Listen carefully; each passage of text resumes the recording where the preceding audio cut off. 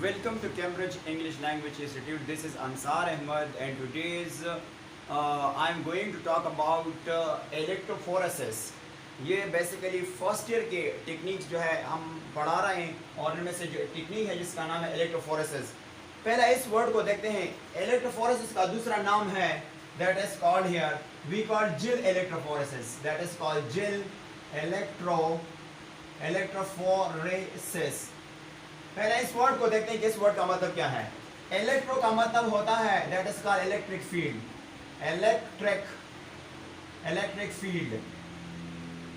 और फोरेसिस कहते हैं बीइंग कैरिड। फोरेसिस का मतलब होता है बीइंग कैरिड। इसका मतलब क्या है? Being carried, that is called being carried, that is called carried. तो इससे क्या मुराद हुआ? इससे मुराद हुआ कि the mobility of charge particle inside the electric field. हम इसको कहते हैं that is called the mobility, that is called mobility of charge particle, that is called charge particle, that is called charge particle inside the electric field, inside the electric field, that is called electric, we call it field, that is called electric field, FIELD field। इसको हम क्या कहते हैं? Electric field कहते हैं। अब इसको हम डिफाइन, ये तो इस वर्ड की एग्जैक्ट डेफिनेशन हो गया। अब अगर हम थोड़ा सा और यानी इसकी डेफिनेशन करवा दें तो हम बेसिकली किस तरह हम सिंपली कहते हैं कि it is a technique used to separate different electric charge. हम क्या कहते हैं? यानी it is a technique used to what? That is called used to separate, that is called separate, that is called separate different electric charge, different electric charge, that is called electric charge, that is called electric charge। or influencing under where? That is called influencing, we call it here influencing where? That is called what? We can undertake, that is called electric field, electric field, that is called field। इसको हम क्या नाम देंगे? Electric field. और वो कौन से? Negative charge होगा, negative and we call it and positive, that is called positive ions are molecules, ions are molecules जो है ये मूव करेगा कहाँ पे? that is called anode. और एनोड पे कौन सा चार्ज है? पॉजिटिव चार्ज है anode, positive charge. And cathode पे है that is called negative charge, cathode पे कौन सा चार्ज है? Negative charge. तो ये मूव करेगा। अब जब ये दोनों मूव करेगा तो उसके स्पीड के लिए फैक्टर भी चाहिए, बट इसको हम एक डायग्राम से समझेंगे कि ये बेसिकली है कैसा है। ये तो सिर्फ इसकी रीडिंग पॉइंट ऑफ व्यू से। अब इसको हम एक डायग्राम से डिस्कस करते हैं कि इसको जेट इलेक्ट्रोफोरेसिस किस तरह होता है। ये प्रोसेस को अगर हम देखें तो हम इसको डिटेल से डिस्कस करते हैं। सबसे पहले हम क्या लेंगे कि हमारे पास ये क्या है? ये हमारे पास एक सोर्स, अब यहाँ से हम एक सप्लाई करेंगे, पावरफुल सप्लाई करेंगे, पावर सप्लाई करेंगे। यहाँ से भी हमारे साथ क्या होगा? दैट इज कॉल्ड हियर, यहाँ से इलेक्ट्रोड लगे होंगे, यहाँ से इलेक्ट्रोड होगा, यहाँ से भी इलेक्ट्रोड होगा और यहाँ से इसके साथ कनेक्ट होंगे। इसके एंड में यहाँ पे एक जाल होगा। यहाँ पे क्या होगा बच्चे? यहाँ पे एक जाल होगा। यहाँ पे आपके पास क्या होगा? जाल होगा, जिसको हम कहते हैं जाल। ये इसको कहते हैं जेल। क्या होगा? इसको हम नाम देंगे दैट इज कॉल्ड जेल होगा। इसको हम क्या नाम देंगे? जेल। तो आपको पता है एनोड पे कौन सा चार्ज होता है? एनोड पे पॉजिटिव चार्ज होता है। तो अगर मैं सबसे पहले आऊंगा कि मेरे पास नेगेटिव चार्ज है, इसको मैं नेगेटिव चार्ज करूंगा, तो नेगेटिव चार्ज को हम क्या के नाम देंगे? कैथोड। तो ये आपके पास कैथोड है और ये आपके पास क्या है? ये आपके पास पॉजिटिव है, तो इसको हम एनोड कहते हैं। इसको हम क्या नाम देंगे? एनोड।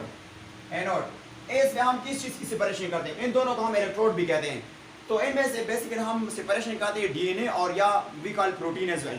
फॉर एग्जाम्पल यहाँ पे मेरे पास डीएनए है, डीएनए के मॉलिक्यूल होता है डीएनए। और ये जो रेड में आपके या ये ग्रीन आपके मैं जाहिर करता हूँ, ये आपके पास मेरे पास प्रोटीन होता है। ये बेसिकली क्या होता है? प्रोटीन। अब ये किस तरह मूव करेगा? तो डीएनए इसमें नेगेटिव चार्ज है, तो नेगेटिव चार्ज हमेशा कहाँ पे जाएगा? पॉजिटिव साइड पे जाएगा। तो डीएनए कहाँ पे जाएगा? डीएनए जो जाएगा वो कैथोड की तरफ जाएगा। और कुछ प्रोटीन में कौन सा चार्ज है? पॉजिटिव चार्ज होता है, तो वो कहाँ पे मूव करेगा? वो मूव करेगा कैथोड पे, that is called protein, that is called protein. इसमें से हम क्या करते हैं? ये सेपरेशन करते हैं।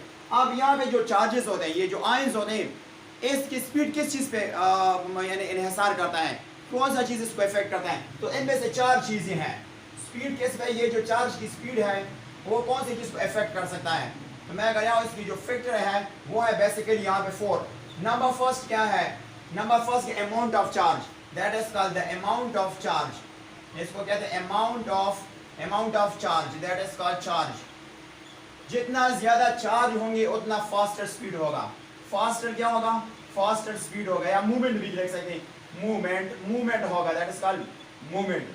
और दूसरा ये है कि size of molecules, size of molecule पे डिपेंड करता है, size of, that is called size of molecules. Molecule की साइज कम होगा तो स्पीड क्या होगा, फास्टर स्पीड होगा, फास्टर मूवमेंट होगा या स्पीड मूवमेंट होगा या स्पीड होगा। अगर साइज बड़ा है तो फिर स्पीड उसकी स्लो होगा। इसके अलावा ये डिपेंड करता है थर्ड फैक्टर इलेक्ट्रिक फील्ड पे, जितना यहाँ पे इसको कहते हैं पावर सप्लाई, यहाँ से हमने पावर सप्लाई करना है, पावर सप्लाई करना है। जितना पावर सप्लाई ज्यादा होगा तो उतना जो है वो इलेक्ट्रिक चार्ज जो है वो तेजी से मूव करेगा, that is called electric field, electric, और इसको हम कहते हैं इलेक्ट्रिक फील्ड, FIELD फील्ड। और इस तरह ये पीएच पे भी इन्हिसार करता है, 4 नंबर यानी पीएच। अब ये जो है ना, ये तो according to FSC textbook के मुताबिक है, बट ये जो जिन इलेक्ट्रोफोरस है ये हम किस मकसद के लिए इस्तेमाल कर सकते हैं, ये देखो इसको हम इस्तेमाल करते हैं क्राइम को फाइंड आउट करने के लिए, क्राइम्स। इसके अलावा जो बंदा जिना करता है जिसको हम राइफ यानी इसको कहते हैं रिफ, या इसको क्या कहते हैं, दैट इज कॉल्ड एडल्ट्री यानी जिना, जिसको हम कहते हैं एडल्ट्री, या इसको जिना यानी रेप के केसेस जो होता है उसको भी फाइंड आउट कर सकते हैं। इसके अलावा पैटर्नली टेस्ट किया जाता है इसके जरिए, पैटर्नली यानी पैटर्निटी टेस्ट के लिए इसको यूज करते हैं। किस तरह, मैं सिर्फ एक एग्जांपल देता हूँ। फॉर एग्जांपल एक बंदा है और उसे किसी ने चोरी की, और उस फॉर एग्जांपल अगर मैं देखो एक लड़का है जिसका नाम है अहमद, और अहमद से चोरी